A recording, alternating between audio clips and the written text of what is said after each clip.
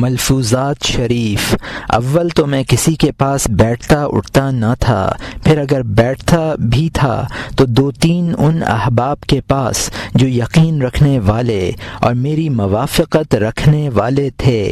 تو اولیاء اللہ کی صحبت میں رہ، کیونکہ ان کی صفتوں میں سے یہ ہے کہ جب وہ کسی شخص کی طرف دیکھتے ہیں اور ان کی طرف اپنی توجہ مبذول فرماتے ہیں تو اس کو زندگی عطا فرما دیتے ہیں، اگرچہ وہ شخص جس کی طرف ان کی نظر پڑی ہے یہودی یا نصرانی یا مجوسی ہی کیوں نہ ہو، اور اگر وہ مسلمان ہوتا ہے تو اس کا ایمان اور یقین و ثابت قدمی زیادہ ہو جاتی ہے۔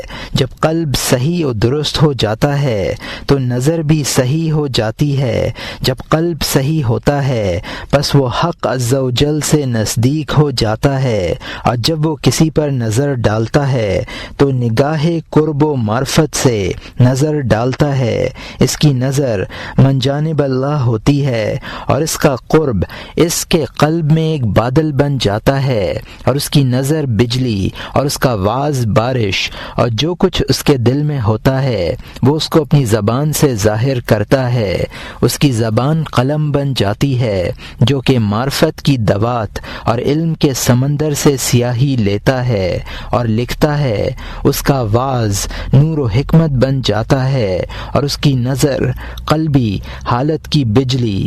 یہ دونوں اللہ عز و جل کی جانب سے ایک مضبوط جڑ سے ظاہر ہوتے ہیں جو حکموں کے بجا لانے اور ممنوعات سے باز رہنے میں اور رسول اللہ صلی اللہ علیہ وآلہ وسلم کے راضی کر لینے میں ثابت قدم ہو جاتا ہے، اس کو یہ معرفت و قرب حاصل ہوتا ہے۔ اگر اس میں کچھ کمی باقی رہ جاتی ہے پس وہ حکم دینے والے کی طلب میں، جو کہ اصل بھیجنے والا ہے، چہرہ کے بل پر حیران و سراسیمہ پھرتا رہتا ہے، یہاں تک کہ اس کی خرابیاں و نقصان دور ہو جاتے ہیں اور اس کا علم و قرب بڑھ جاتا ہے۔ طلب حق میں سچائی اعمال صالحہ کا نتیجہ ہوتی ہے۔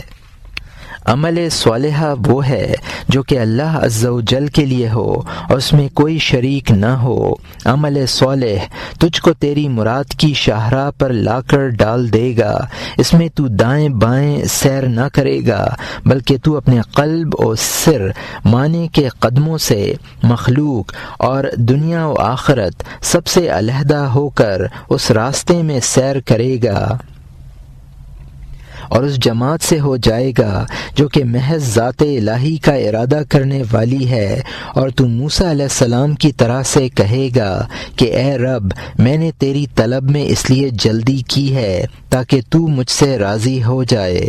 جو کوئی رضائے الہی اور اس کی ذات گرامی کا طالب ہو جاتا ہے وہ ایسا ہو جاتا ہے جیسا کہ اللہ عز و جل نے موسیٰ علیہ السلام کے بارے میں کہا تھا، اور ہم نے موسیٰ علیہ السلام پر پہلے ہی سے دودھ پلانے والیاں حرام کر دی تھیں۔ ایسے ہی اس محب صادق کے قلب پر ہر نوع پیدا مخلوق کا دودھ یعنی اس سے تربیت پانا حرام کر دیا جاتا ہے۔ وہ نیستی کے بعد ہستی میں آ جاتا ہے۔ تمام دودھ پلانے والیوں کے دودھ اس کے حق میں غیرت الہی کی وجہ سے خشک کر دیے جاتے ہیں، اور سب چیزیں اس کے قلب سے زائل کر دی جاتی ہیں۔ وہ صرف یاد قدرت سے تربیت پاتا ہے تاکہ وہ کسی غیر کے ساتھ اپنے محبوب کے سوا مقید نہ ہو جائے۔ یہ مومن عارف ہمیشہ ہمیشہ اپنے عمل صالح سے رسول اللہ صلی اللہ علیہ وآلہ وسلم کی معیت میں رہ کر آپ کو راضی کرتا رہتا ہے، یہاں تک کہ آپ اس کے قلب کے لیے اپنے رب عز و جل سے حضوری کی اجازت طلب فرماتے ہیں۔ یہ عارف حضور کی خدمت میں مثل غلام کے کمر خدمت باندھے حاضر رہتا ہے۔ عرصہ دراز کی خدمت کے بعد آپ سے عرض کرتا ہے کہ اے میرے استاد، مجھے بادشاہ کا دروازہ دکھا دیجئے، اسی کے ساتھ مجھے مشغول کر دیجئے، ایسے موقع پر مجھے بٹھا دیجئے کہ میں وہاں سے اس کو دیکھ لوں، میرا ہاتھ اس کے قرب کے دروازے کی زنجیر میں لگا دیجئے، پس حضور اس کو اپنی معیت میں لے کر آستانہ الہی کے دروازے کے قریب لے جاتے ہیں۔ شاہ ارشاد الہی ہوتا ہے، اے میرے محبوب، اے سفیر، اے رہنما، اے معلم و استاد، تیرے ساتھ کون ہے؟ آپ جواب دیتے ہیں، اے رب، تو جانتا ہے، ایک ناتواں و کمزور ہستی ہے جس کو میں نے پالا اور تربیت کیا ہے اور اس کو اس آستانے کی خدمت کے لیے منتخب کر لیا ہے۔ پھر آپ اس عارف کے قلب سے ارشاد فرماتے ہیں کہ اب تو ہے اور تیرا رب، جیسا کہ جبرائیل علیہ السلام نے حضور سے شب معراج میں جبکہ حضور کے ساتھ آسمان پر چڑھے اور حضور کو مقام دنی فتدلی تک پہنچا دیا، عرض کیا تھا، اب یہاں آپ ہیں اور آپ کا رب۔ اے غلام، تو اپنی آرزو کو کوتاہ کر اور اپنی حرص کو کم کر، رخصت ہونے والے کی سی نماز پڑھا کر، یعنی آخری نماز سمجھ کر، کسی مومن کو بغیر اس کے سونا سزاوار نہیں کہ اس کی وصیت لکھی ہوئی اس کے سر کے نیچے نہ رکھی ہو، پس اگر اس کو حق عز و جل بحالت عافیت بیدار کر دے مبارک ہو، ورنہ اس کے گھر والے وصیت لکھی ہوئی تو پا لیں گے جس سے اس کی موت کے بعد نفع لیں گے اور اس پر دعائے رحمت کریں گے۔ اے غلام، تیرا کھانا پینا، تیرا اپنے اہل و عیال میں رہنا سہنا اور تیرا اپنے دوستوں سے ملنا ملانا مثل رخصت ہونے والے کے ہونا چاہیے جس کی تمام باتیں غیر کے قبضے میں ہوں۔ اس کا حال کیوں ایسا نہ ہو؟ جزا این نیست کہ مخلوق میں سے اکا دکا ہی ایسے لوگ ہیں کہ جو کچھ اس کے واسطے پردہ غیب میں ہوتا ہے اور جو کچھ ان سے سرزد ہوگا، یہ کب مریں گے، یہ ان سب امور کو جانتے ہیں اور وہ ان کے قلب کے خزانہ میں مخفی ہوتے ہیں، اور وہ ان تمام امور کو ظاہر ظہور اسی طور سے دیکھتے ہیں جیسے کہ تم اس آفتاب کو دیکھتے ہو۔ ان کی زبانیں ان کا اظہار نہیں کرتی ہیں، اول اس کی اطلاع باطن کو ہوتی ہے، بعدہ باطن قلب کو، پھر قلب نفس مطمئنہ کو اس پر مطلع کر دیتا ہے اور وہ اسے پوشیدہ رکھنے کو کہہ دیتا ہے۔ نفس اس امر پر مؤدب ہونے اور قلب کی خدمت گزاری اور اس کی معیت میں رہنے کے بعد خبردار ہوا کرتا ہے، اور وہ بعد مجاہدوں اور تکالیف برداشت کرنے کے اس کا اہل ہو جاتا ہے جو اس مقام پر پہنچ جاتا ہے، پس وہ حق عز و جل کا نائب اور زمین میں اس کا خلیفہ بن جاتا ہے۔ وہ اسرار الہی کا دروازہ ہوتا ہے جن کے پاس ان قلبوں کے خزانوں کی کنجیاں جو کہ حق عز و جل کے خزانہ ہیں آ جاتی ہیں۔ یہ ایسی چیز ہے کہ جو مخلوق کی سمجھوں سے ورے ہے۔ عارف باللہ میں تمام وہ باتیں جو ظاہر ہوتی ہیں، پس وہ خدا کے پہاڑ کا ایک ذرہ اور اس کے دریا کا ایک قطرہ اور اس کے آفتاب کا ایک چراغ ہوتی ہیں۔ اے خدا، میں ان اسرار کے متعلق کلام کرنے سے معافی چاہتا ہوں اور تیری طرف عذر پیش کرتا ہوں، اور تو جانتا ہے کہ میں مغلوب الحال عذر پیش کرتا ہوں۔ بعض اہل اللہ نے فرمایا ہے، جس امر سے تجھے عذر خواہی کرنا پڑے اس سے اپنے کو بچانا چاہیے، لیکن میں تو جب اس کرسی پر بیٹھ جاتا ہوں تو میں تم سے غائب ہو جاتا ہوں اور میرے قلب کے روبرو وہ باقی ہی نہیں رہتا جس سے کہ میں عذر چاہوں اور جس کے سبب سے تم پر کلام کرنے سے غیرت کروں۔ میں تمہارے پاس سے ایک مرتبہ بھاگا اور تم ہی میں پھر آ پڑا۔ میں نے عزم بالجزم کر لیا تھا کہ ہر رات نئی جگہ گزاروں اور ایک شہر سے دوسرے شہر کی طرف اور ایک گاؤں سے دوسرے گاؤں کی طرف سیر کرتا پھروں اور حالت مسافرت میں پوشیدہ رہوں۔ یہاں تک کہ موت آ جائے، یہ تو میرا ارادہ تھا، اور اللہ عز و جل کا ارادہ اس کے برخلاف تھا جو کہ ہوا، پس میں جس سے بھاگا تھا وہیں آ پڑا۔ یہ قلب جب صحیح ہو جاتا ہے اور اس کے قدم آستانہ الہی پر جم جاتے ہیں تو وہ تکوین کے میدان اور اس کے جنگلوں اور دریاؤں میں جا پڑتا ہے۔ کبھی اس کا سر انجام اس کے کلام سے ہوتا ہے، اور کبھی اس عارف کی ہمت سے، اور کبھی اس کی توجہ سے۔ یہ اللہ عز و جل کا فعل بن جاتا ہے اور یہ یکسو ہو جاتا ہے، یہ فنا ہو جاتا ہے اور وہی وہ باقی رہتا ہے۔ تم میں سے کم لوگ وہ ہیں جو اس کی تصدیق کریں گے، اکثر تو تکذیب ہی کرنے والے ہیں۔ اس کی تصدیق کرنا اور اس پر عمل کرنا انتہائی مرتبہ ہے۔ صالحین اہل اللہ کے حالات کا وہی انکار کرتا ہے جو کہ منافق و دجال اور اپنی خواہش پر سوار ہوتا ہے۔ یہ امر اعتقاد صحیح بعد عمل کرنے پر مبنی ہے۔ جو کوئی ظاہر شرع پر عمل کرتا ہے اور اس کو معرفت الہی کا وارث بنا دیا کرتا ہے اور اس سے واقف کر دیتا ہے، حکم اس کے اور مخلوق کے درمیان ہوتا ہے، اور علم اس کے اور اس کے رب کے درمیان میں۔ اس کے اعمال ظاہری بمقابلہ اعمال باطنی کے مثل ایک ذرہ کے ہو جاتے ہیں، اور اس کے اعضاء سکون کر لیتے ہیں اور اس کا قلب سکون نہیں کرتا۔ اس کے سر کی آنکھیں سو جاتی ہیں اور اس کا قلب عمل کرتا رہتا ہے اور ذکر کرتا رہتا ہے۔ بعض اہل اللہ سے حکایت ہے کہ ان کے ہاتھ میں تسبیح تھی جس پر تسبیح پڑھ رہے تھے، وہ اچانک سو گئے، پھر جاگے، پس تسبیح کو دیکھا کہ ان کے ہاتھ میں گھوم رہی ہے اور ان کی زبان رب تعالی کا برابر ذکر کر رہی ہے۔ اس کے قلب کو عمل کا حکم دیا جاتا ہے، پس عمل کرتا ہے، اور اس کے باطن کو بھی حکم دیا جاتا ہے، پس وہ باطنی عمل کرتا رہتا ہے۔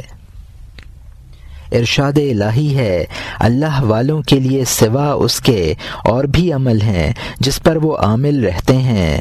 ظاہری عمل اعضاء کی حیثیت سے عام بندوں کے لیے ہیں، اور باطنی عمل قلوب و اسرار کی حیثیت سے خاص بندوں کے لیے۔ اندرونی راز و نیاز ان کے اور خالق کے درمیان میں ہوتے ہیں، یہ جانیں، اور وہ یہ باوجود اتنے قرب کے یہ خوف کے قدم پر کھڑے ہوئے ڈرتے رہتے ہیں، خوف کرتے ہیں کہ کہیں مثل دوسروں کے ان کے حالات متغیر نہ ہو جائیں، اور کہیں یہ قرب کے مرتبہ سے ہٹا دیے جائیں۔ قلبوں کے مسخ سے ڈرتے رہتے ہیں کہ کہیں ان کے قلب مسخ نہ کر دیے جائیں، اور ان کے چاند سورج کہیں گرہن میں نہ آ جائیں، اور کہیں ان کے پاؤں پھسل نہ جائیں۔ یہ اسی خیال میں ہمیشہ آستانہ قرب الہی کی زنجیر میں لٹکے ہوئے اور اس کے دامن رحمت کو پکڑے ہوئے خدا سے عرض کرتے رہتے ہیں کہ اے ہمارے رب، ہم تجھ سے دنیا و آخرت کچھ نہیں چاہتے ہیں، بلکہ ہم دین میں عفو و عافیت چاہتے ہیں، اور ہم ایمان و معرفت کی بقا کے طالب ہیں۔ تو بطور صدقہ یہ ہمیں عطا فرما دے۔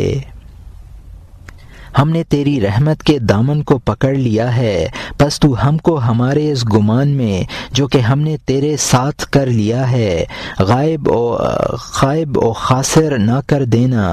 تو ہماری اس مراد کو کن فرما کر پورا کر دے، کیونکہ جب تو کسی امر کا ارادہ کرتا ہے تو تو اس سے کن فرما دیتا ہے، پس وہ ہو جاتا ہے۔ اے میری قوم والو، تم اولیاء اللہ کی ان کے اقوال و افعال میں پیروی کرو، ان کی خدمت میں رہو، اور اپنی جانوں اور مالوں سے ان سے نزدیکی حاصل کرو۔ تمام وہ چیزیں جو کہ تم ان کو دو گے وہ ان کے پاس تمہارے لیے محفوظ ہوں گی، کل رہیں گی، کل وہ تمہاری وہ امانتیں تمہارے سپرد کر دیں گے۔ تو وسعت رزق کی تمنا کرتا ہے، حالانکہ علم الہی میں اس کی تنگی سابق میں مقدر ہو چکی ہے۔ بس اس لیے تو عقاب و غصہ کیا گیا ہے کیونکہ تو ایسی چیز کو طلب کرتا ہے جو کہ تیرے مقسوم میں نہیں ہے۔ تو کب تک دنیا کی طلب میں کوشش و حرص کرے گا، حالانکہ تجھے قسمت سے زیادہ لکھا ہوا ملنے والا نہیں ہے۔ اولیاء اللہ قدم طاعت پر کھڑے رہتے ہیں اور ان کے دل خوفزدہ رہتے ہیں، اور تم معصیت کے قدم پر کھڑے ہو اور تمہارے دل بالکل بے خوف ہیں۔ یہ سراسر دھوکہ ہے۔ تم اس سے ڈرو کہ وہ تم کو کہیں اچانک نہ پکڑے، تم دھوکہ ہی میں پڑے رہو۔ حضرت نبی کریم صلی اللہ علیہ وآلہ وسلم سے مروی ہے کہ تحقیق آپ نے فرمایا ہے، تم ہر کام میں اس کام کے لائق اور صالح لوگوں سے مدد لیا کرو۔ یہ عبادت ایک بہت بڑا کام ہے اور اس کے لائق و اہل وہ ہیں جو کہ عملوں میں اخلاص کرنے والے، احکام شرعیہ کے جاننے والے اور اس پر عمل کرنے والے، معرفت الہی کے بعد مخلوق کو رخصت کر دینے والے، اپنی جانوں اور مالوں اور اولاد اور جمیع ما سوا اللہ سے بھاگنے والے، دربار الہی میں اپنے قلوب و اسرار کے قدموں سے کھڑے رہنے والے ہیں۔ ان کے جسم مخلوق کے درمیان میں آبادی میں ہوتے ہیں اور ان کے قلوب جنگلوں چٹیل میدانوں میں ہوتے ہیں، اور وہ ہمیشہ ایسی حالت میں رہتے ہیں یہاں تک کہ ان کے قلوب پرورش پا لیتے ہیں اور ان کے بازو مضبوط ہو جاتے ہیں اور آسمان کی طرف اڑنے لگتے ہیں۔ ان کی ہمتیں بلند ہوتی ہیں اور ان کے قلوب اڑنے لگتے ہیں اور حق عز و جل کے نزدیک جا پہنچتے ہیں۔ بس وہ اس جماعت میں سے ہو جاتے ہیں جن کے بارے میں اللہ عز و جل نے ارشاد فرمایا ہے، وَإِنَّهُمْ عِنْدَنَا الْآيَةُ، اور تحقیق وہ ہمارے نزدیک برگزیدہ و منتخب لوگوں میں سے ہیں۔ جب تیرا ایمان درجہ یقین پر پہنچ جائے گا، تیری معرفت علم بن جائے گی، اس وقت تو خدائی کارگزار ہو جائے گا، تو غنی لوگوں کے ہاتھ سے لے کر فقیروں کو دیا کرے گا، تو صاحب مطبخ ہو جائے گا، تیرے قلب اور سر کے ہاتھ پر لوگوں کا رزق جاری ہوگا۔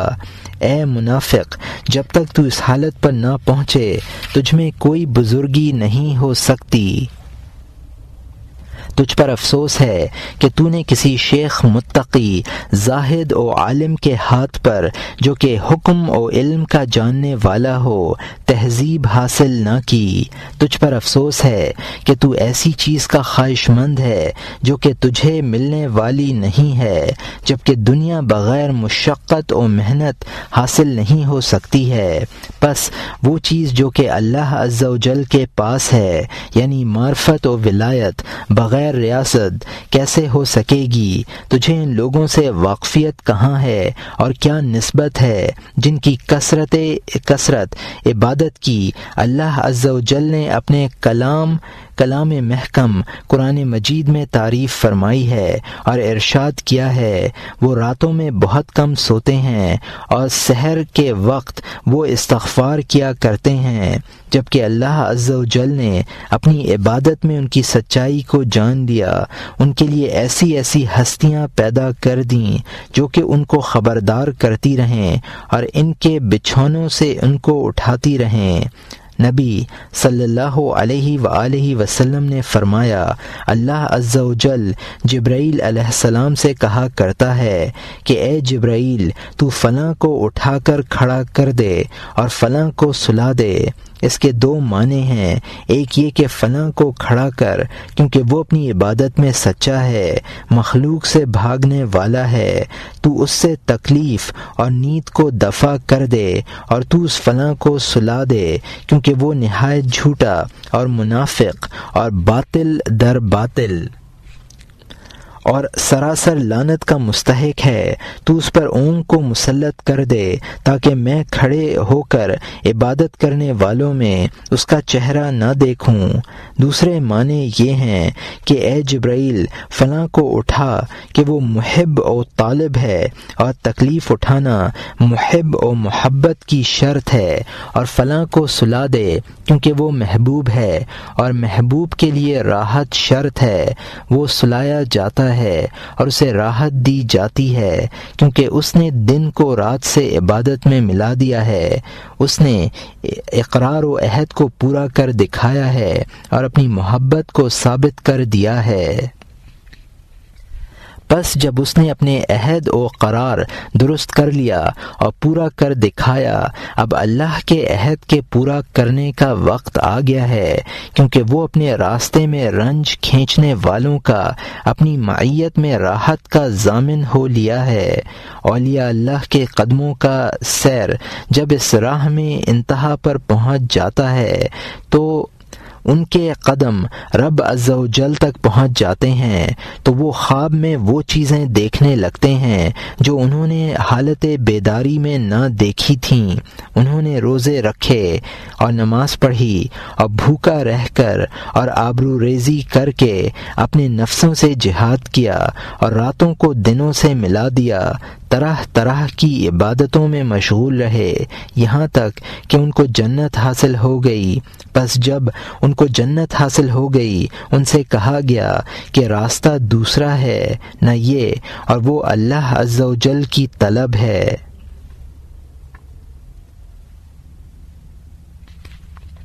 پس ان کے عمل قلبی حیثیت سے ہو گئے، پھر جب قلوب اس کی طرف پہنچ گئے وہ مضبوط اور راسخ قدم ہو گئے اور وہاں ٹھہر گئے۔ جو اپنے مطلوب کو جان لیتا ہے اس پر اپنی قوتوں اور کوششوں کا رب عز و جل کی اطاعت میں خرچ کرنا آسان ہو جاتا ہے۔ مسلمان تا وقت یہ کہ خدا سے نہیں مل جاتا ہے ہمیشہ رنج و مشقت میں ہی رہتا ہے۔ افسوس تو میری ارادت کا تو مدعی ہے اور اپنا مال مجھ سے مخفی رکھتا ہے، اور تو اپنے دعوے میں جھوٹا ہے۔ مرید کے لیے اپنے کو شیخ کی طرف نسبت کرنے کے اعتبار سے نہ قمیص ہوتی ہے اور نہ عمامہ اور نہ سونا اور نہ مال، وہ سب کو اپنے شیخ کا ہی جانتا ہے۔ وہ تو اسی کے طبق پر اس کے حکم سے کھاتا پیتا ہے۔ وہ اپنی خودی سے فنا ہو کر شیخ کے حکم و منع کا منتظر رہتا ہے، کیونکہ وہ اس کو خدا کی طرف سے جانتا ہے۔ نیز یہ سمجھتا ہے کہ مرید کی مصلحتیں شیخ کے ہاتھ پر ہوتی ہیں اور اس کی رسی میں بل دینا اس کے ہاتھ میں ہے۔ اگر تو اپنے شیخ کو تہمت لگائے پس تو اس کی مصاحبت میں نہ رہ، اس لیے کہ اس حالت میں تیری صحبت اور اس سے ارادت درست و صحیح نہیں ہوگی۔ مریض جب طبیعت کو تہمت لگائے گا اس کا معتقد نہ ہوگا، وہ اس کے علاج سے اچھا نہ ہوگا۔ شیخ رضی اللہ عنہ نے بعدہ قدر کلام کے ارشاد فرمایا، جس کا زہد مخلوق میں درست ہوتا ہے مخلوق کی رغبت اس کی طرف صحیح ہو جاتی ہے اور وہ اس کے کلام اور اس کی طرف نظر کرنے سے فائدہ حاصل کرتے ہیں۔ جب تو مخلوق کو علم و معرفت الہی سے جاننے پہچاننے لگے گا، اس وقت تجھ سے ان کی صفتیں غائب ہو جائیں گی۔ جن و انسان اور فرشتہ سب تجھ سے معدوم ہو جائیں گے، تیرا قلب دوسری صفت کے ساتھ متصف کر دیا جائے گا، اور ایسے ہی تیرا باطن تیرے وجود کا پوست جو کہ بنی آدم کی عادت کا پوست ہے تجھ سے دور ہو جائے گا۔ حکم شرعی آ کر تیری قمیص بن جائے گی، پس تو اسے پہن کر تمام زمین میں پھرا کرے گا، اپنے نفس اور قدرت الہی کو احکام الہی بتائے گا، اور علم ربانی آ کر تیرے قلب و باطن کا پیرہن بن جائے گا۔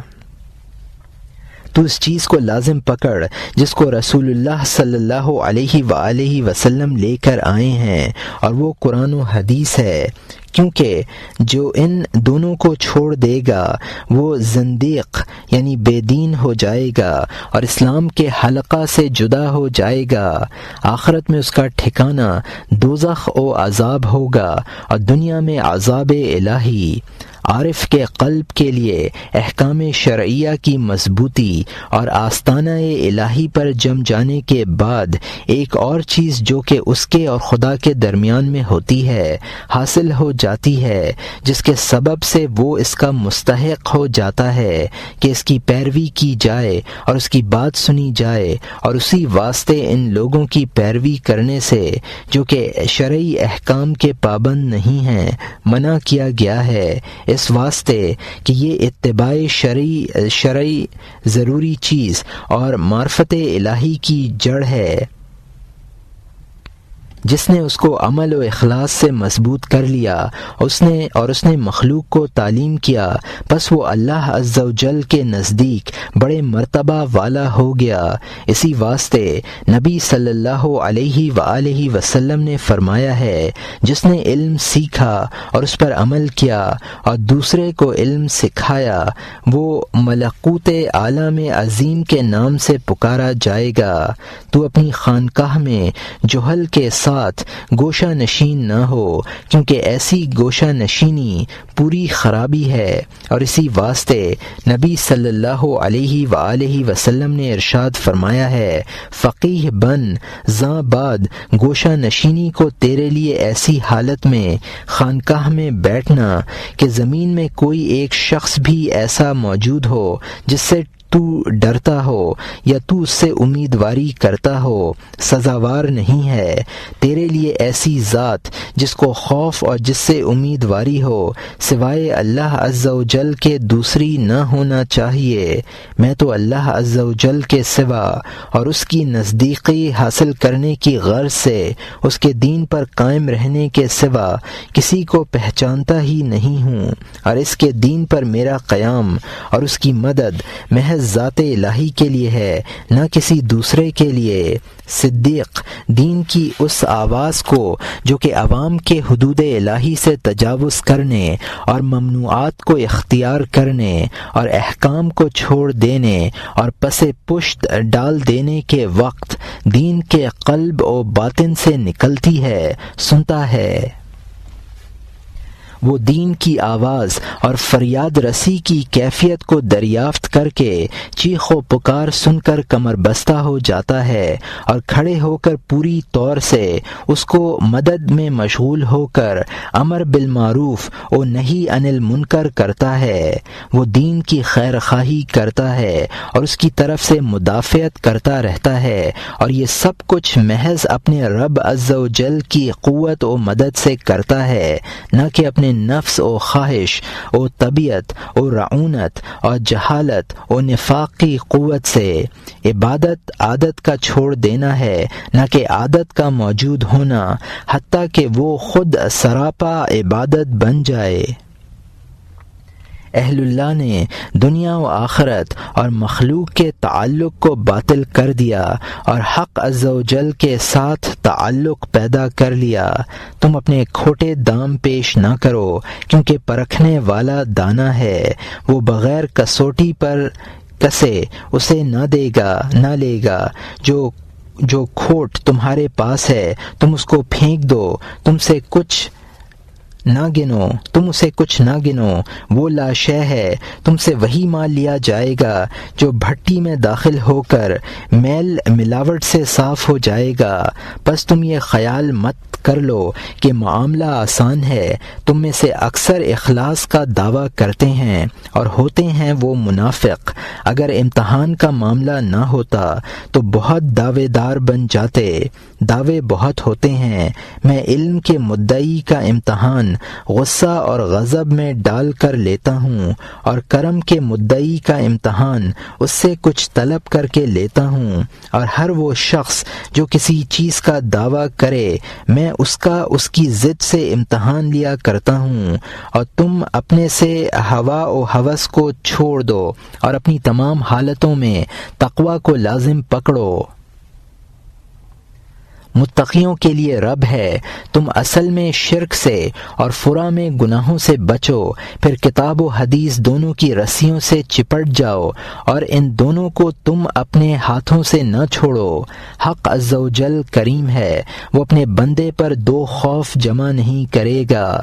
تحقیق اولیاء اللہ کا خوف دنیا میں کھانے اور پینے اور ان کے پہننے اور نکاح اور تمام تصرفات میں مقدم ہو چکا ہے۔ انہوں نے حرام و مشتبہات اور بہت حلال چیزوں کو حساب و عذاب الہی کے خوف سے چھوڑ دیا ہے۔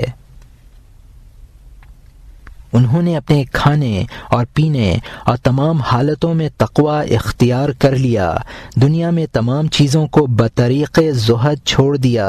پس جب زہد نے ان کی طبیعتوں میں قرار پکڑ لیا تو وہ معرفت بن گیا، پھر جب معرفت الہی نے قرار پکڑ لیا تو علم الہی حاصل ہو گیا اور وہ علم ان کے سروں کا تاج بن گیا۔ پس لا محالہ ان سے حرام و مشتبہات اور مباح برطرف ہو گئے اور محض وہ حلال ان کے پاس باقی رہ گیا، جو کہ ان صدیقین کا جن کو اس کا غم نہیں اور نہ وہ ان کے دل میں خطرہ بن کر گزرتا ہے۔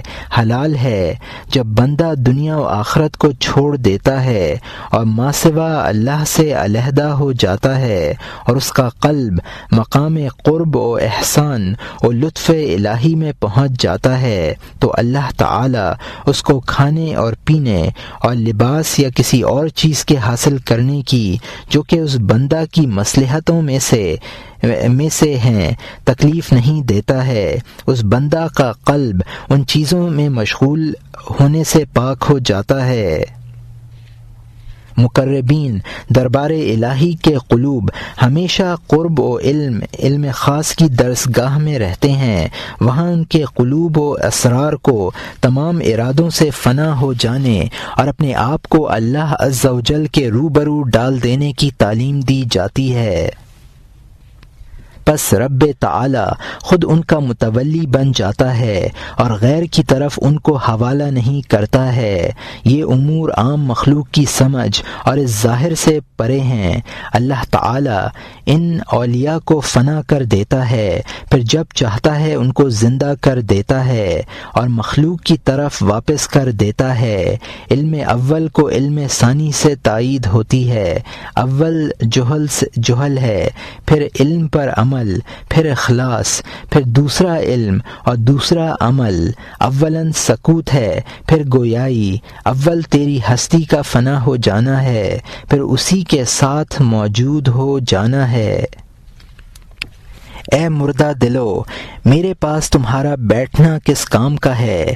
اے دنیا اور بادشاہوں کے بندو، اے امیروں کے غلاموں، اے گرانی و ارزانی کے بندو، تمہارے اوپر افسوس ہے۔ اگر گیہوں کے ایک دانے کی قیمت 1 دینار تک پہنچ جائے تو بھی صاحب ایمان کچھ پرواہ نہیں کرے گا اور نہ اس کو اس کا رزق بسبب اس کے یقین کی قوت کے اور رب تعالی پر بھروسے کی وجہ سے غم میں ڈالے گا۔ مخاطب، تو اپنے نفس کو مسلمانوں میں شمار نہ کر، ہٹ علیحدہ ہو جا۔ تمام چیزیں اللہ عز و جل کا لشکر اور اس کا گروہ ہیں۔ مخلوق سے روگدانی کرنا حق ہے اور خالق کے ساتھ مشغول ہونا بہت زیادہ اور بڑا حق ہے۔ میں نہیں سمجھتا کہ تم میرے کہنے کو سمجھو گے۔ تم پر لازم ہے کہ تم توحید کی دلیلوں کو سمجھو اور صدیقین و اولیاء کے کلمات پر توجہ کرو، انہیں سنو۔ ان کا کلام مثل وحی الہی کے ہے اور وہ اسی سے بولتے ہیں۔ اللہ عز و جل ان کو عوام کمینوں کے حکموں سے جدا و علیحدہ و خاص حکم دیا کرتا ہے۔ ان کا کلام عوام جیسا نہیں ہوا کرتا۔ تو سراپا ہوس ہے۔ تو کتاب سے جمع کر کے واعظ کہتا ہے۔ اگر تیری کتاب ضائع ہو گئی تو کیا کرے گا؟ یا تیری کتابوں میں آگ لگ جائے یا تیرا وہ چراغ جس سے تو کتاب دیکھتا ہے بجھ جائے تو کیا کرے گا؟ جب تیرا گھڑا ٹوٹ ٹوٹ جائے اور اس کا وہ پانی بہہ جائے جو کہ اس میں تھا، تو بتا تو کیا کرے گا؟ تیری انگیٹھی اور کوئلے اور دیا سلائی اور چشمہ کہاں ہے جس سے تو کام لے گا؟ جو کوئی سیکھتا ہے اور اس پر اخلاص کے ساتھ عمل کرتا ہے تو نور الہی اس کے قلب میں چقماق اور چشمہ بن جاتا ہے جس سے وہ خود اور دوسرے روشنی حاصل کرتے ہیں۔ اے شور و غل مچانے والو، اے نغموں اور خواہشوں کے ہاتھوں سے جمع کی ہوئی کتابوں کے تابع دارو، دور ہٹو، علیحدہ ہو جاؤ۔ تم پر افسوس ہے کہ تم خاص لوگوں سے جھگڑتے ہو، تم شکست کھاؤ گے اور ہلاک ہو جاؤ گے اور اپنی مراد کو نہ پہنچو گے۔ تمہاری کوششوں سے تقدیر و علم ازلی کیسے پلٹ سکتا ہے؟ تم مومن و مسلمان بنو۔ کیا تم نے ارشاد الہی نہیں سنا کہ جنتی وہ ہیں جو کہ ہماری آیتوں پر ایمان لائے اور مسلمان ہوئے؟ اسلام کی حقیقت استسلام ہے جس کے معنی ہیں اپنے کو حوالہ کر دینے کے۔ اولیاء اللہ نے اللہ عز و جل کے روبرو اپنے سروں کو جھکا دیا ہے اور چوں و چرا اور کرا نہ کر کو بھلا دیا ہے۔ وہ طرح طرح کی طاعتیں کرتے ہیں اور اس کے روبرو خوف کے قدم پر ٹھہرے رہتے ہیں، ہر وقت خوف طاری رہتا ہے، اور اسی واسطے اللہ عز و جل نے ان کی تعریف فرمائی ہے۔ پس ارشاد کیا، وہ کوئی کام کریں ان کے دل خوفزدہ رہتے ہیں، میرے احکام کو بجا لاتے رہتے ہیں اور میرے ممنوعات سے باز رہتے ہیں اور میری بلا پر صبر کرتے رہتے ہیں اور میری عطا پر شکر گزاری کرتے ہیں اور اپنی جانوں اور مالوں اور اولادوں و آبروؤں کو تقدیر الہی کے ہاتھوں میں حوالہ کرتے ہیں اور ان کے دل مجھ سے خائف و لرزاں رہتے ہیں۔ عارف باللہ جب آخرت سے زہد کرنے لگتا ہے، آخرت سے کہتا ہے تو مجھ سے دور ہو جا، کیونکہ میں حق عز و جل کے دروازے کا طالب ہوں۔ تو اور دنیا میرے نزدیک ایک ہی ہے۔ دنیا مجھے تجھ سے روکتی تھی اور تو مجھے رب تعالی سے روکتی ہے۔ جو مجھے رب تعالی سے روکے اس میں کوئی کرامت نہیں۔ تم اس کلام کو سنو، پس تحقیق یہ اللہ تعالی کے علم اور مخلوق سے ان میں اس کے ارادے کا خلاصہ و مغز ہے، اور یہ انبیاء و مرسلین علیہم السلام اور اولیاء و صالحین کا واقعی حال ہے۔ اے دنیا و آخرت کے بندو، تم دیواریں ہو، اللہ عز و جل اور اس کی دنیا و آخرت سے ناواقف ہو۔ تیرا بت دنیا ہے اور تیرا بت آخرت ہے، اور تیرا بت مخلوق اور تیرا بت دنیا کی شہوتیں اور لذتیں اور تعریف و برائی اور قبولیت خلق ہے کہ وہ تجھے مقبول بنا لے۔ ہر چیز اللہ کے سوا بت ہے۔ اولیاء اللہ صرف ذات باری کا ارادہ کرتے ہیں، اسی کے طالب ہیں۔ دنیا و آخرت کی نعمتیں حق عز و جل کے دروازے پر سپرد کر دی جاتی ہیں۔ طبیب کے ہی گھر میں دونوں جہان کی نعمتیں حوالہ کر دی جاتی ہیں۔ طبیب ان دونوں میں سے جو چاہتا ہے لے لیتا ہے، مریض کو کھلاتا رہتا ہے۔ اے منافقو، تمہیں تو اس سے کچھ خبر ہی نہیں ہے۔ منافق، تو اس میں سے ایک حرف سننے کی بھی قدرت نہیں رکھتا ہے، اس پر قیامت قائم ہو جاتی ہے، کیونکہ وہ حق کے سننے پر قادر ہی نہیں ہے۔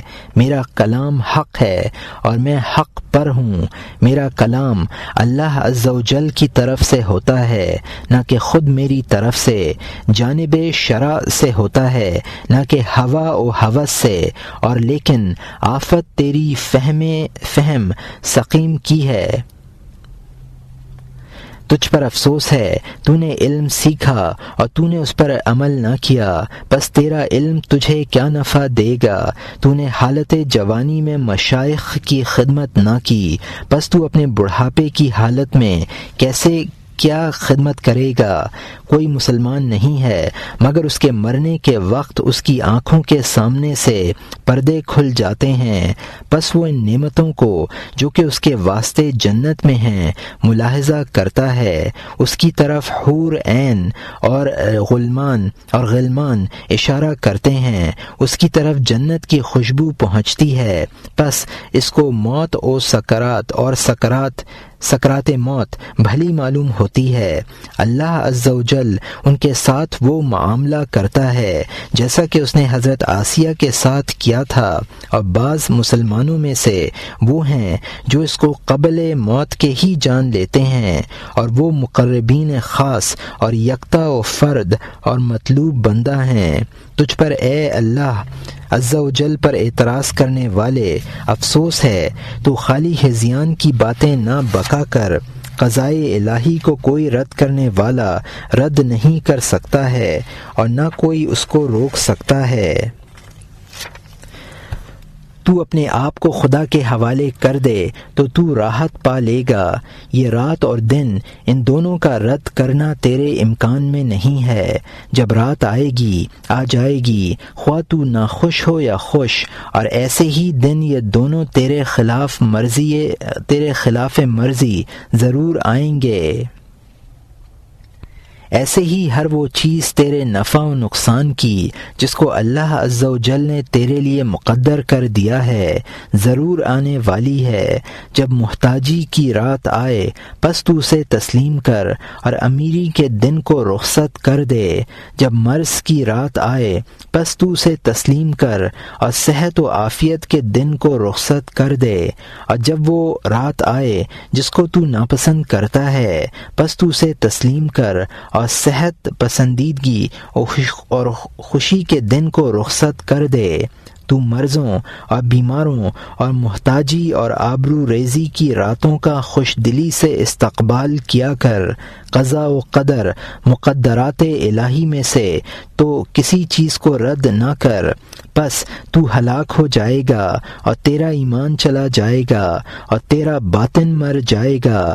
اللہ عز و جل نے اپنی بعض کتابوں میں ارشاد فرمایا ہے، میں وہ معبود ہوں کہ میرے سوا کوئی معبود نہیں ہے، جو میری قضا کو تسلیم کرتا ہے اور میری بلا پر صبر کرتا ہے اور میری نعمتوں پر شکر کرتا ہے، میں اپنے پاس اس کو صدیقوں میں لکھ لیتا ہوں، اور جو کوئی میری قضا کو تسلیم نہیں کرتا ہے اور میری بلا پر صبر نہیں کرتا اور میری نعمتوں پر شکر نہیں کرتا، پس وہ میرے سوا اور کوئی رب طلب کرے، جبکہ تو قضا پر راضی نہ ہو اور بلا پر صبر نہ کرے اور تو خدا کی نعمتوں کا شکر نہ کرے، پس تیرے لیے کوئی رب نہیں ہے۔ تو خدا کے سوا دوسرا رب ڈھونڈ، اور خدا کے سوا دوسرا رب ہے نہیں۔ اگر تو خدا کو چاہتا ہے پس تو قضا پر راضی ہو جا، اور تو تقدیر کی بھلائی اور برائی اور اس کی شیرینی اور کڑوے پن اور اس امر پر جو کہ تجھے پہنچا وہ تیرے بچاؤ پر خطا کرنے والا نہ تھا، اور جس نے تجھ سے خطا کی تجھے نہ پہنچا وہ تیری کوشش و طلب سے پہنچنے والا تھا۔ ایمان لا، جب تیرا ایمان متحقق ہو جائے گا تو تو ولایت کے دروازے پر پہنچ جائے گا، بس اس وقت تو اللہ عز و جل کے ان بندوں میں سے ہو جائے گا جو کہ اس کی عبودیت میں راسخ ہیں۔ ولی کی علامت یہ ہے کہ وہ اپنے رب عز و جل کا اپنی تمام حالتوں میں موافقت کرنے والا ہو، اور بغیر چوں و چرا کے اوامر کے بجا لانے اور نواہی سے بچنے کے ساتھ سراپا موافقت ہو جائے، ہمیشہ اس کی صحبت میں رہے، اس کے قرب کی صحبت میں وہ نہ دائیں ہٹے نہ بائیں اور نہ پیچھے بلکہ فقط آگے ہو، بغیر پیٹھ کا سینہ اور بغیر بعد کا قرب اور بغیر کدورت کی صفائی اور بغیر شر کے خیر بن جائے۔ تیری امیدگاہ مخلوق ہے اور تیرا خوف انہی سے وابستہ ہے، اور یہ تیرا رب عز و جل کے ساتھ شرک ہے۔ وقت عطا کے مخلوق کے لیے تیری تعریف ہوتی ہے اور تیرے منع کے ان کے لیے تیری برائی ہوتی ہے، اور یہ رب عز و جل کے ساتھ شرک ہے۔ تجھ پر افسوس ہے، مخلوق کے پاس اس میں سے کچھ بھی نہیں ہے، عطا و منع کا مالک دوسرا ہی ہے، تجھے کچھ خبر نہیں، نہ تیرے پاس توحید ہے۔ تمام چیزیں اللہ عز و جل سے ہی پائی جاتی ہیں اور اسی سے مخلوق کے معاملات کے لیے لی جاتی ہیں۔ راستہ قطع کرنے کے بعد اس کے دروازے کی طرف رجوع کرنے سے وہ چیزیں حاصل کی جاتی ہیں۔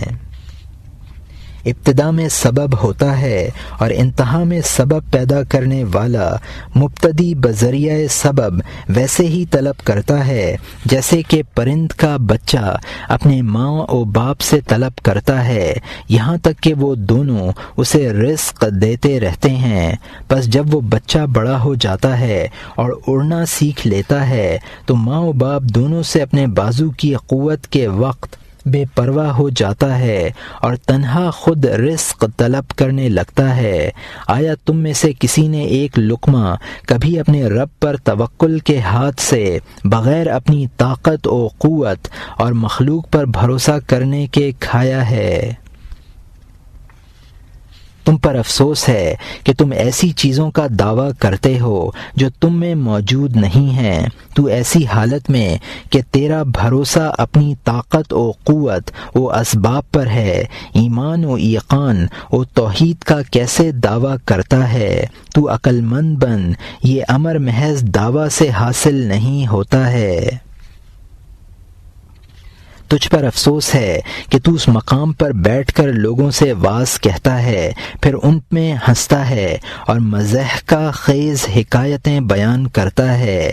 ایسی صورت میں یقیناً نہ تو فلاح پائے گا اور نہ وہ لوگ فلاح پائیں گے۔ واعظ تو معلم اور ادب سکھانے والا ہے اور سننے والے مثل بچوں کے، اور بچہ بغیر سختی اور بغیر لزوم احتیاط اور ترشردی کے کچھ نہیں سیکھ سکتا ہے۔ ان میں سے بعض ہی افراد بغیر ان امور کے عطائے الہی سے تعلیم حاصل کر لیتے ہیں۔ مدعیان اسلام جو کہ ظاہر اسلام کا دعویٰ کرتے ہیں بہت ایسے ہیں جن کا قول مثل کفار کے ہے کہ ہماری زندگی تو یہی دنیا کی زندگی ہے کہ ہم مرتے اور جیتے ہیں اور نہیں ہلاک کیا کرتا ہے ہم کو مگر زمانہ۔ کافروں نے یہ کہا اور تم میں سے اکثر ایسا ہی کہتے ہیں اور اس کو چھپاتے ہیں اور اپنے فعلوں سے جو ان سے قصد کیے گئے ہیں اس کے قائل ہیں۔ پس میرے نزدیک ان کی قدر و قیمت ایک مچھر کے پر کے برابر بھی نہیں ہے۔ ان کا حال حق عز و جل کے روبرو کھلے گا۔ انہیں نہ عقل ہے اور نہ تمیز جس کے ذریعے سے ضرر رساں اور نفع رساں چیزوں کے درمیان جدائی کر سکیں۔ یوسف علیہ السلام کے قصہ میں ارشاد الہی بنقل قول یوسف علیہ السلام ہے، پناہ بخدا کہ ہم اس کے سوا کسی اور کو پکڑیں جس کے پاس کے اپنا اسباب پایا ہے۔ ایسے ہی وہ شخص کہ جس کے پاس ولایت و توحید و ایمان کی پونجی پائی جائے گی مستحق قرب ہوگا۔ جب قلب اللہ عز و جل کے لیے صالح ہو جاتا ہے تو اللہ عز و جل اس کو مخلوق اور اسباب کے ساتھ نہیں چھوڑتا ہے اور نہ اسباب کے ذریعے سے خرید و فروخت اور لین دین کے ساتھ چھوڑتا ہے۔ اس کو دوسروں سے تمیز دے دیتا ہے اور اس کو اس کی پستی سے اٹھا کر اپنے دروازے پر بٹھا لیتا ہے اور اپنے لطف کی گود میں اس کو سلا دیتا ہے۔ تجھ پر افسوس ہے، تیرے اسلام کا کرتا پھٹا ہوا ہے اور تیرے ایمان کا کپڑا نجس ہے۔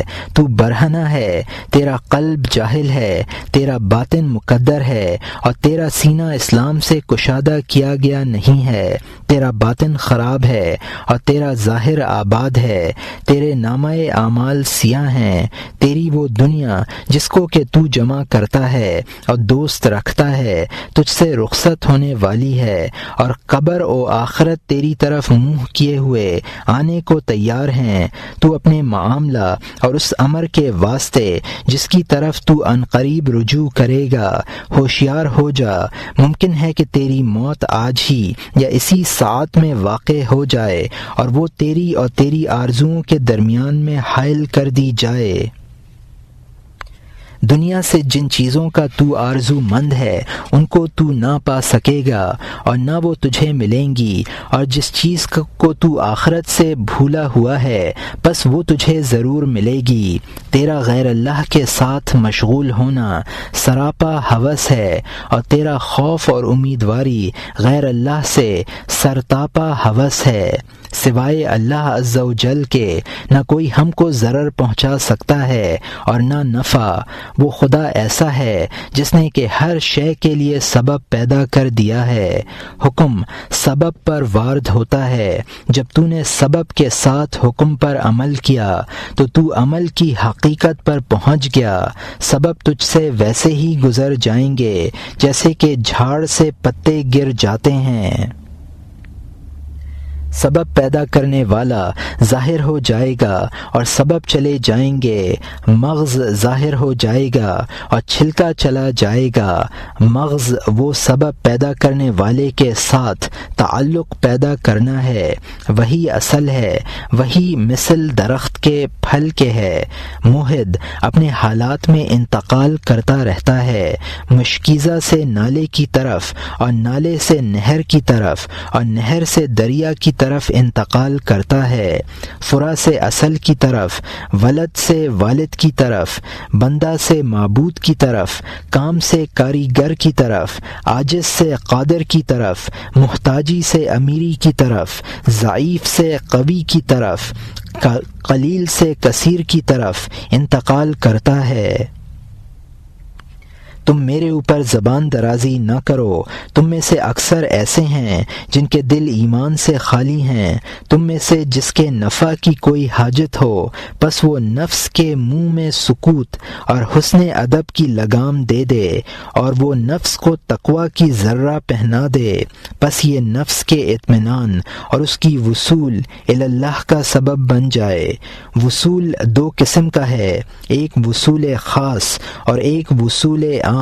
وصول عام موت کے بعد اللہ کی طرف پہنچنا ہے، اور وصول خاص بعض افراد اہل اللہ کے قلوب کا قبل موت کے خدا کی طرف پہنچ جانا ہے۔ یہ وہ لوگ ہیں جو کہ اپنے نفسوں سے مخالفتوں کے ساتھ جہاد کیا کرتے ہیں اور ضرر و نفع کے متعلق مخلوق سے علیحدہ ہو جاتے ہیں، پس وہ جب اس پر مداومت کر لیتے ہیں تو وہ اللہ کی طرف ایسے پہنچ جاتے ہیں جیسے کہ عوام اس کی طرف بعد موت کے پہنچتے ہیں۔ جس کے لیے یہ حالت صحیح ہو جاتی ہے اس کو تمکن و بسط، قدرت و وسعت اور خدا سے ہم کلامی اور انس حاصل ہو جاتا ہے۔ اس وقت یہ واصل اللہ کہتا ہے تم سب اپنے اہل و عیال کو لے کر آؤ۔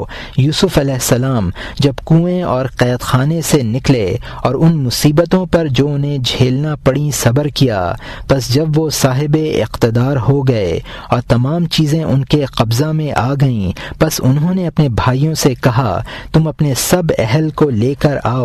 جب یوسف علیہ السلام کو غنا و ملک حاصل ہوا اور مقام قبض جا کر مقام بسط حاصل ہو گیا، اور اس سے پہلے کنویں اور قید خانہ میں گونگے تھے، پس جب اس سے باہر نکلے تو گویائی حاصل ہو گئی۔ اے قوم، تم ہر چیز کو اس چیز کے پیدا کرنے والے سے طلب کرو، تم اپنے کل کو اسی کی طلب میں خرچ کرو۔ اہل اللہ نے قرب الہی کی طلب میں اپنی روحوں کو خرچ کر دیا، اور جو ان کا مطلب تھا اس کو انہوں نے معلوم کر لیا، تو ان پر اپنی روحوں کا خرچ کرنا آسان ہو گیا۔ جس نے اپنے مطلوب کو معلوم کر لیا اس پر جو کچھ بھی خرچ ہو وہ اس پر آسان ہو جاتا ہے۔ حکایت ہے کہ ایک شخص بردہ فروش کے حجرے پر ہو کر گزرا، پس اس نے اس حجرے میں ایک خوبصورت لونڈی کو دیکھا، پس اس کی محبت اس کے دل میں بیٹھ گئی، پس اس جگہ سے آگے بڑھنے کی قدرت اس میں نہ رہی، اور اس کی سواری میں ایک گھوڑا تھا جس کی قیمت 100 دینار تھی، اور بدن پر عمدہ عمدہ کپڑے تھے، اور گلے میں سونے کی جڑاؤ تلوار تھی، اور اس کے آگے ایک حبشی غلام غاشیہ بردار تھا۔ پس یہ شخص اس بردہ فروش کی طرف بڑھا اور اس سے اس لونڈی کی خریداری کی خواہش کی۔ اس نے یہ جواب دیا کہ اس میں یقیناً شک نہیں کہ تو میری لونڈی کا عاشق ہو گیا ہے، اور عاشق کا قاعدہ ہے کہ وہ اپنی ملکیت کی چیزوں کو اپنے محبوب کی طلب میں خرچ کر دیا کرتا ہے، اور میں اس کو بغیر اس کے کہ تو تمام مملوکہ چیزیں جن کا کہ تو اس وقت مالک ہے اس کی قیمت میں دے فروخت نہ کروں گا۔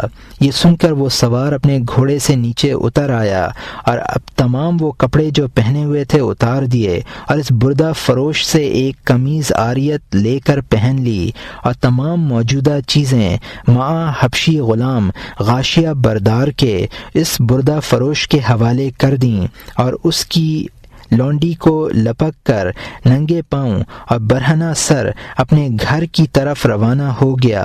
جب اس عاشق نے قیمت کو خرچ کیا اور اس کے بدلے کی چیز لے لی، اس نے اپنے مطلوب کو پہچان لیا، پس اس پر تمام خرچ آسان ہو گیا۔ جو کہ محبت کے دعوے میں سچا ہوتا ہے وہ بجز محبوب کے کسی کے پاس قرار ہی نہیں لیتا ہے۔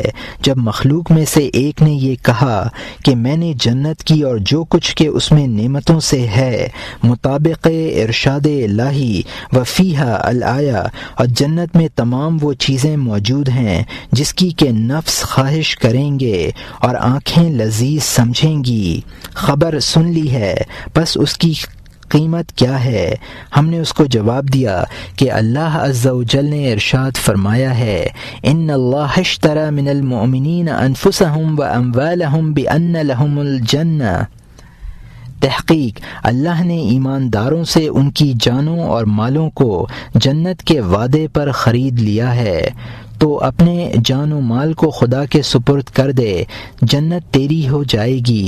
اور دوسرے نے کہا کہ میں یہ چاہتا ہوں کہ میں ان لوگوں میں سے ہو جاؤں جو کہ ذات الہی کے چاہنے والے، میرے قلب نے باب قرب کو ملاحظہ کر لیا ہے، اور میں عاشقوں کو اس میں آتے جاتے ایسی حالت میں کہ وہ بادشاہی خلعت پہنے ہوئے ہیں دیکھ رہا ہوں، پس اس دروازے کی طرف داخل ہونے کی کیا قیمت ہے؟ ہم نے اسے جواب دیا، تو اپنے کل کو اس کے راستے میں صرف کر دے اور اپنی خواہشوں اور لذتوں کو چھوڑ دے، اور خودی سے علیحدہ ہو کر تو اس میں فنا ہو جا، جنت اور ما فیہا، اور نفس و خواہش و طبیعت اور شہوات دنیا و آخرت کو چھوڑ دے اور سب کو چھوڑ کر قلب کے پیچھے ڈال دے، پھر تو اس جگہ میں داخل ہو جا، وہاں پر تحقیق تو وہ چیزیں دیکھے گا جو کہ نہ آنکھ نے دیکھی ہیں اور نہ کانوں نے سنی اور نہ کسی انسان کے قلب پر خطرہ بن کر گزری ہیں، جس کو کامل طور پر یہ مرتبہ مل جاتا ہے اور اس کے قلب کے قدم وہاں جم جاتے ہیں، دنیا و آخرت دونوں اس کے لیے بلا رنج و مشقت کے خالص نعمت بن جاتے ہیں، یہ دونوں اس کی مہمانی کا سامان ہو جاتے ہیں، اور اس کی اجرت دنیا میں قلب کے ساتھ قرب الہی ہو جاتا ہے، اور قیامت کے دن آنکھ سے دیدار الہی اجرت ہے۔ اے غلام، تو اللہ اللہ کہہ، بعدہ سب کو چھوڑ دے، یہ کہہ کہ جس نے مجھے پیدا کیا ہے وہی مجھے ہدایت دے گا۔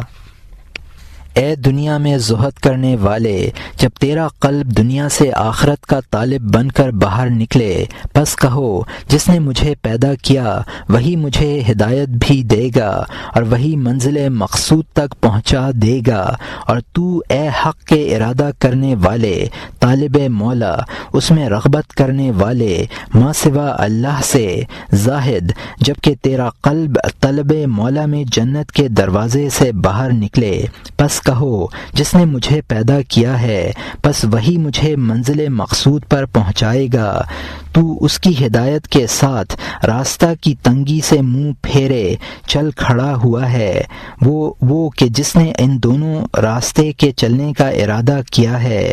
تو ان لوگوں سے رہنمائی طلب کر جو کہ ان دونوں راستوں پر چل چکے ہیں اور ان کی خوفناک جگہوں کو پہچان چکے ہیں، اور وہ مشائخ ہیں جو کہ علم کی وجہ سے عمل کرنے والے اور اپنے عملوں میں اخلاص والے ہیں۔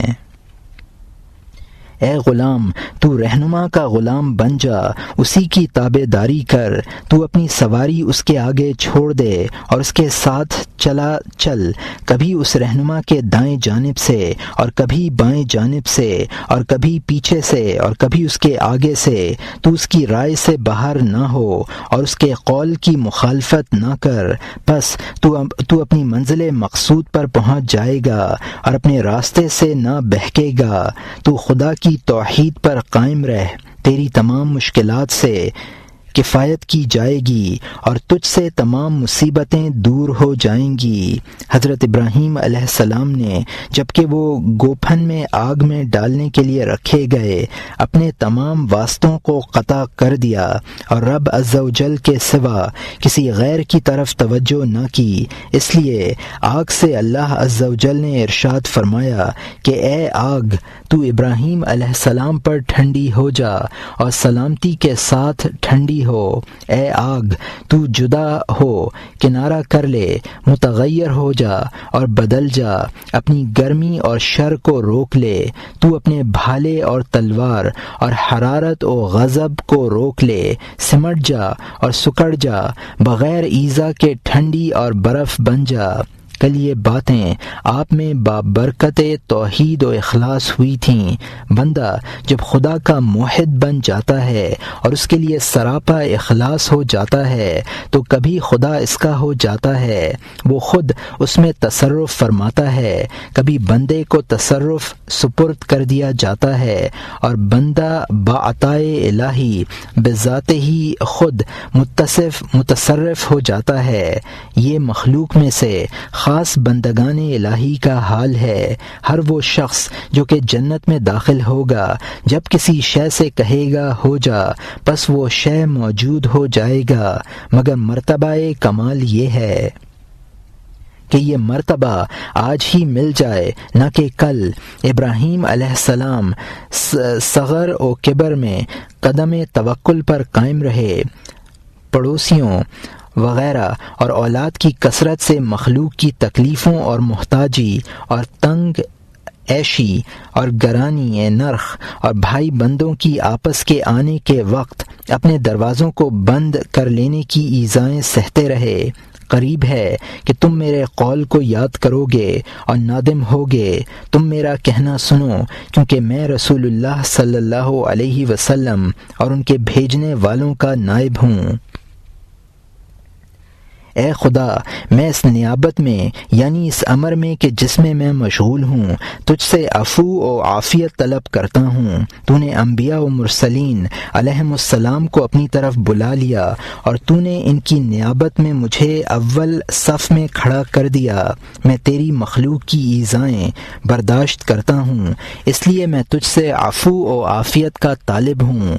تو تمام انسانوں اور جن اور تمام مخلوقات کی برائیوں سے مجھے کفایت کر اور محفوظ رکھ، آمین۔